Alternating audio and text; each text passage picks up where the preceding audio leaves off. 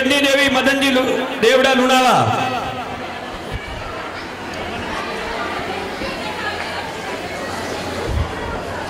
एक छोटी सी कविता आप सबके सामने पेश करना चाहती हूँ और उस कविता के माध्यम से मैं आप सब लोगों से एक ही सवाल पूछूंगी।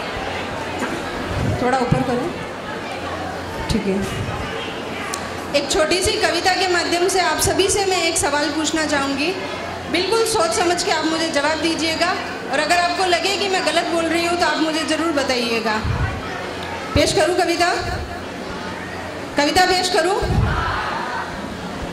मनुष्य कहते हम बड़े, मनुष्य कहते हम बड़े, मगर वह पृथ्वी पर खड़े।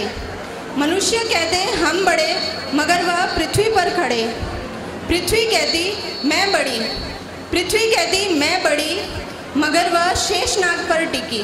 आपको मेरी बात समझ आ रही है? पृथ्वी कहती मैं बड़ी, मगर वह शेषनाग पर टिकी। शेषनाग कहता मैं बड़ा, शेषनाग कहता मैं बड़ा, मगर वह विष्णु के चरणों में पड़ा। शेषनाग कहता मैं बड़ा, मगर वह विष्णु के चरणों में पड़ा। विष्णु कहते मैं बड़ा, विष्णु कहते मैं बड़ा, मगर वह राम जी का अवतार लेकर, राम का अवतार लेकर दशरथ के चरणों में पड़े। विष्णु कहते मैं बड़ा, मगर वह राम अवतार लेके दशरथ के चरणों में पड़े। दशरथ कहते मैं बड़ा, दशरथ कहते मैं बड़ा, मगर वह राम जी को 14 वर्ष का वनवास देके चल बसे। अब आप मुझे बताइए कि वास्तव में इस पूरी पीढ़ी में बड़ा कौन है? आप बता सकते हैं? इस पूरी पीढ़ी में बड़ा कौन है? आपको क्या लगा इस सब में बड़ा कौन है? मनुष्य से लेके दशरथ तक बड़ा कौन है? कहीं जवाब मिला किसी को? किसी को जवाब मिला कि बड़ा कौन है? नहीं ना? मनुष्य? वेरी गुड, मनुष्य बड़ा। तो क्या मनुष्य में आप और पुरुष और महिलाएं क्या अलग है? नहीं ना? अगर पुरुषों को भी इतना दर्जा दिया जा रहा है तो क्या आपकी इच्छा नहीं होती है कि हम महिलाओं को भी वही दर्जा मिले? क्या आप बेटियों के रूप में सबको आगे लाना चाहते हैं तो क्या आपकी इच्छा नहीं होती है कि हम बहुओं को आगे लाएं? तो जब बेटी को आप इतना प्रोग्रेस करने की सोचते हैं तो उस बहू को क्यों दबाने की सोचते हैं? बहुओं को भी आगे आने चाहिए।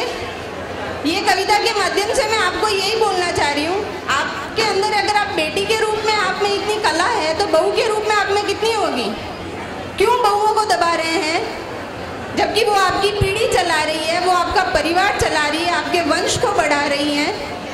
इस कविता के माध्यम से मैं सिर्फ यही कहना चाह रही हूँ आपसे कि जितना आप बेटियों के लिए करते हैं उतना ही आप बहू के लिए कीजिए, क्योंकि सबसे बड़ी बात है वो आपका वंश चला रही है, आपका वंश बढ़ा रही है, पीढ़ी दर पीढ़ी आपकी सेवा कर रही है। तो अगर हम शुरू से देखें तब भी कोई बड़ा नहीं है तो हम कहाँ से बड़े हो सकते हैं? नहीं हो सकते। इसीलिए मेरा कहने का उद्देश्य यही है कि इस युवा संघ के द्वारा हमारे समाज में जो भी कुछ कार्य हुए वो बहुत अच्छे हुए हैं, बहुत अच्छे किए गए हैं। और जितना आप अच्छा कर रहे हैं उतना ही आप महिलाओं के लिए भी कीजिए, जिनमें आपकी बेटियों के साथ में आपकी बहुएं भी आगे आएँ। बस, धन्यवाद।